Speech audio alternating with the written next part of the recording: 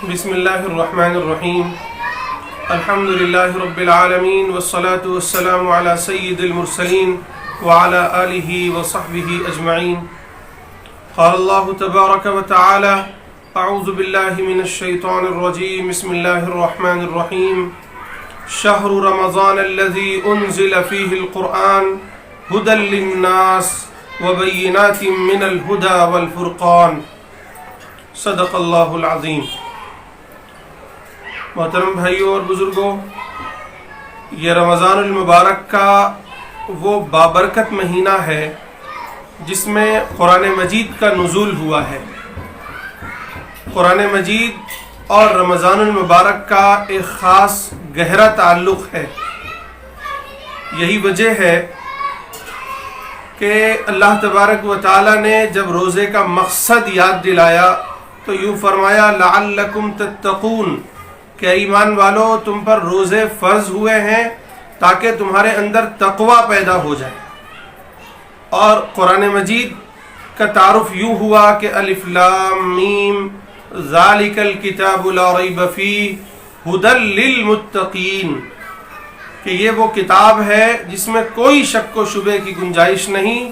یہ ہدایت نامہ ہے، رہنمائی ہے متقیوں کے لیے، یعنی جن کے دل میں خدا کا خوف ہو، تقوی ہو. تو گویا یہ ایک کامن چیز ہے جو دونوں چیزوں میں پائی جاتی ہے. ایک طرف روزے کا مقصد یہ ہے کہ انسان کے دل میں تقوی پیدا ہو، دوسری طرف ہدایت، رہنمائی اس کے لیے قرآن بنتا ہے جس کے دل میں یہ اسپرٹ ہو.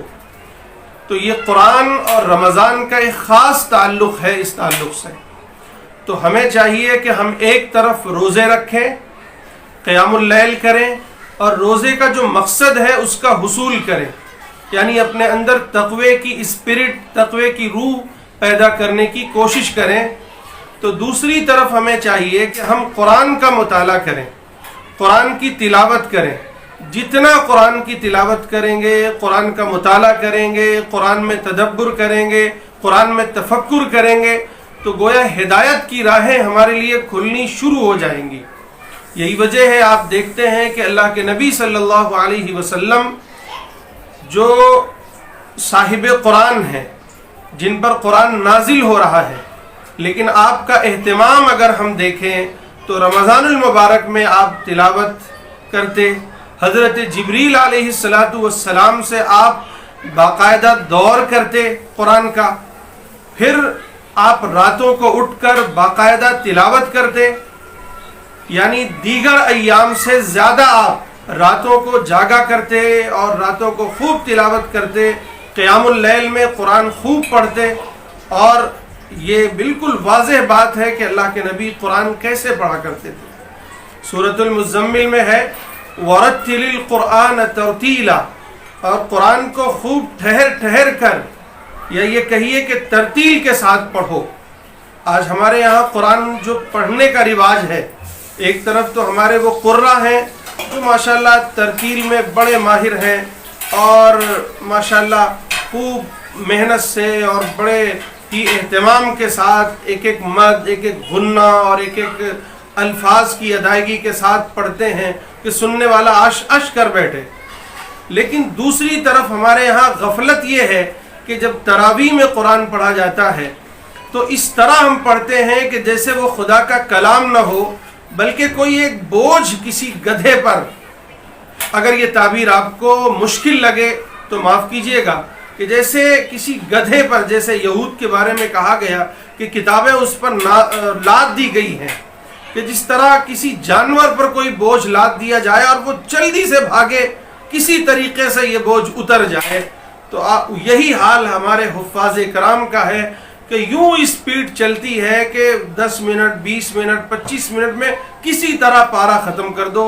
کچھ سمجھ میں آئے نہ آئے، کچھ حروف کی ادائیگی ہو یا نہ ہو، ذرہ برابر بھی قرآن کے معنی کی طرف ذہن جائے یا نہ جائے، کوئی پرواہ نہیں، بس کسی طرح ختم کرنا ہے. بلکہ گھروں میں جو لوگ تلاوت کرتے ہیں، جو لوگ مسجدوں میں تلاوت کرتے ہیں، ان کی آپس میں دوڑ لگتی ہے آج میں نے 5 پارے پڑھے، تم نے کتنے پارے پڑھے؟ آج میں نے 10 پارے پڑھے، میرا تو 4 ختم ہوا، میرا تو 5 ختم ہوا۔ میرے بھائیو، قرآن اس کے لیے نہیں آیا ہے۔ پورے قرآن میں کہیں ایک جگہ بھی یہ نہیں کہا گیا ہے ہم نے قرآن کو اس لیے نازل کیا ہے کہ تم اسے خوب تلاوت کرو، خوب پڑھو۔ نہیں، قرآن یوں سوال کرتا ہے افلا یتدبرون القرآن ام علی قلوب اقفالها، انہیں کیا ہو گیا ہے؟ یعنی کفار و مشرکین سے کہا جا رہا ہے ہم تو مومن ہیں، ہم تو قرآن والے ہیں، قرآن پر ایمان رکھنے والے ہیں۔ کفار و مشرکین جو مکے میں جو قرآن کا انکار کرتے تھے، کہتے تھے یہ شاعری ہے، یہ جادوگری ہے، ان سے کہا جا رہا ہے کیا ہو گیا ہے؟ یہ قرآن میں تدبر نہیں کرتے، ان کے دلوں پر تالے پڑ گئے ہیں۔ اگر میرے بھائیو ہم آج جائزہ لیں تو یہ حال آج ہم پر ہے کہ آج ہمارے دلوں پر تالے پڑ گئے ہیں کہ ہم 20 سال تک، 25 سال تک مدارس میں قرآن ہی پڑھتے ہیں، قرآن کے مطالب ہی پڑھتے ہیں، لیکن پھر کبھی توفیق نہیں ہوتی ہے کہ بیٹھ کر جب تلاوت کریں تو ساتھ ہی غور و فکر کرتے جائیں، تدبر کرتے جائیں، معنی پر غور کریں، ایک ایک معنی کو اللہ قرآن سے اخذ کرتے جائیں۔ یہ بالکل نہیں ہے۔ ہمارے یہاں رواج ختم ہو گیا ہے، ہمارے یہاں گھروں میں رواج، لوگ یہی سمجھتے ہیں کہ جتنا زیادہ ختم کر لیں گے اتنی زیادہ ہم تلاوت کرنے والے ہیں۔ نہیں میرے بھائیو، قرآن جس طرح نماز اس طرح پڑھنی چاہیے جس طرح رسول اللہ صلی اللہ علیہ وسلم نے نماز پڑھی ہے۔ آپ نے فرمایا صلو کما رأیتمونی اصلی، کہ اس طرح نماز پڑھو جس طرح تم نے مجھے دیکھا ہے نماز پڑھتے ہوئے۔ میرے بھائیوں، اسی طرح قرآن پڑھنا چاہیے جس طرح رسول اللہ صلی اللہ علیہ وسلم قرآن پڑھتے تھے۔ آپ کے قرآن کے پڑھنے کا طرز کیا تھا؟ آپ قرآن پڑھتے، ایک ایک آیت کو بار بار دہراتے، جب جنت کا ذکر آتا، خدا کی نعمتوں کا ذکر آتا تو خوشی سے جھوم جاتے، خدا کا شکر ادا کرتے۔ جب جہنم کا ذکر آتا، خدا کے عذاب کا ذکر آتا تو پناہ مانگتے، آپ کی ہچکیاں بن جاتی، پوری رات کھڑے رہتے اور نماز پڑھتے۔ آپ اس طرح پڑھتے کہ لوگوں کو اچھی طرح سمجھ میں آتا۔ لیکن آج ہمارا حال کیا ہے؟ پوری عمر گزر جاتی ہے، قرآن کو ایک مرتبہ بھی ترجمے کے ساتھ یا سمجھ کر ہم نہیں پڑھتے۔ پوری زندگی کی نمازیں گزر جاتی ہے، سورہ فاتحہ ہم سمجھ کر نہیں پڑھتے، سورہ فاتحہ غور و فکر کے ساتھ نہیں پڑھتے، تدبر کے ساتھ نہیں پڑھتے۔ ورنہ میرے بھائیوں، جب آپ کو ایک روایت میں ہے کہ جب آپ سورہ فاتحہ پڑھتے ہیں تو اللہ تبارک و تعالیٰ آپ کا جواب دیتے ہیں۔ جب آپ کہتے ہیں الحمدللہ رب العالمین تو اللہ تبارک و تعالیٰ کی طرف سے یہ جواب آتا ہے حمدنی عبدی، میرے بندے نے حمد کی، میری تعریف بیان کی۔ اسی طرح پوری سورت کا ہے، انشاءاللہ میں کل کے ویڈیو میں مکمل طور پر اس کو واضح کروں گا۔ آج صرف اتنی بات ہمیں سمجھنا ہے کہ رمضان المبارک اور قرآن کا ایک گہرا تعلق ہے۔ قرآن اس رمضان المبارک کے مہینے میں نازل ہوا ہے اور ساری انسانیت کے لیے ہدایت نامہ ہے۔ یہ قرآن ایسے لوگوں کے لیے ہدایت نامہ ہے جس کے اندر تقوی کی اسپرٹ ہو۔ تو ہم ایک طرف روزے رکھ کر اپنے اندر تقوی کی اسپرٹ پیدا کریں، اس کی روح پیدا کریں، اور دوسری طرف ہمیں چاہیے کہ ہم قرآن سے لو لگا لیں، قرآن کی تلاوت کریں، قرآن کا ترجمہ پڑھیں، قرآن پر غور کریں، قرآن پر تدبر کریں اور قرآن سے معنی اخذ کریں، قرآن سے ہدایت اخذ کریں۔ جب ایسا کریں گے کہ دن بھر ہم روزے رکھیں ایمان و احتساب کے ساتھ، خدا کے استحضار کے ساتھ، اور رات میں کھڑے ہو کر قرآن کی تلاوت کریں اور معنی کے غور و فکر کے ساتھ، اس احساس کے ساتھ کہ میں خدا کا کلام پڑھ رہا ہوں، گویا خدا سے باتیں کر رہا ہوں۔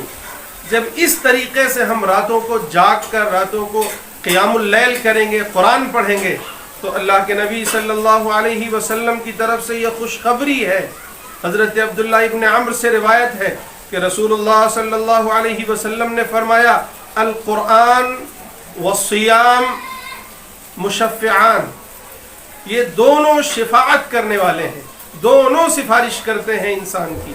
قرآن کہتا ہے اے میرے رب میں نے اس بندے کو رات بھر جگائے رکھا، رات بھر شب بیداری کرائی تیرے قرآن کے لیے، یعنی قرآن پڑھتا رہا، قرآن میں غور و فکر کرتا رہا، قرآن میں تدبر کرتا رہا، اور تیرے سامنے کھڑے ہو کر گویا تجھ سے باتیں کرتا رہا، تیرا قرآن پڑھتا رہا۔ اے اللہ میں اس کے بارے میں سفارش کرتا ہوں، میری سفارش قبول فرما لے۔ دوسری طرف روزہ کہے گا اے اللہ میں دن بھر اس کو روزے میں رکھا اور کھانے سے پینے سے دور رکھا، یعنی خالص تیرے لیے اس کو میں نے کھانے سے پینے سے روکے رکھا۔ اے اللہ میں آج اس کے بارے میں تیرے سامنے سفارش کرتا ہوں، تو اس کی سفارش قبول فرما۔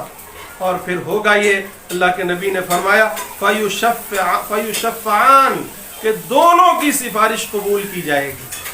میرے بھائیوں کتنی بڑی خوشخبری ہے، اگر ہم دن میں روزے رکھتے ہیں ایمان و احتساب کے ساتھ کہ روزہ خراب نہ ہونے پائے، خالص اللہ کے لیے کھانا چھوڑنا، خالص اللہ کے لیے پانی چھوڑنا، اور اللہ کا ذکر کرنا، اللہ کو یاد کرنا، اللہ کے استحضار رکھنا، اور رات میں قیام کریں، تراویح پڑھیں، تہجد پڑھیں، اس میں قرآن پڑھیں، جو بھی یاد ہو غور و فکر کے ساتھ، اور یاد نہ ہو تو کھول کر پڑھیں، ترجمے کے ساتھ پڑھیں، ایک ایک آیت کو کئی بار پڑھیں، غور و فکر کریں اور اس سے معانی اخذ کریں، اور یہ احساس پیدا کریں کہ میں اپنے رب کا کلام پڑھ رہا ہوں، میں اپنے رب سے باتیں کر رہا ہوں۔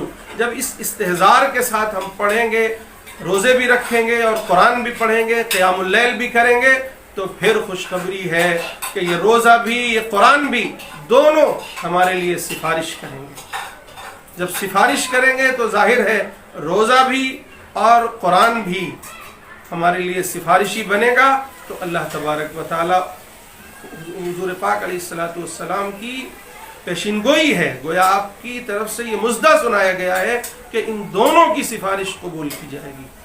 تو آئیے ہم آگے بڑھیں اور آج ہی سے روزہ اور قرآن دونوں کو پکڑ لیں اپنے ہاتھوں سے مضبوطی سے، اور دونوں کا خیال رکھیں۔ انشاءاللہ یہ دونوں ہمارے لیے سفارشی بنیں گے۔ اللہ تعالیٰ مجھے بھی اور آپ سب کو بھی عمل کی توفیق نصیب فرمائے۔ وآخر دعوانا ان الحمد للہ۔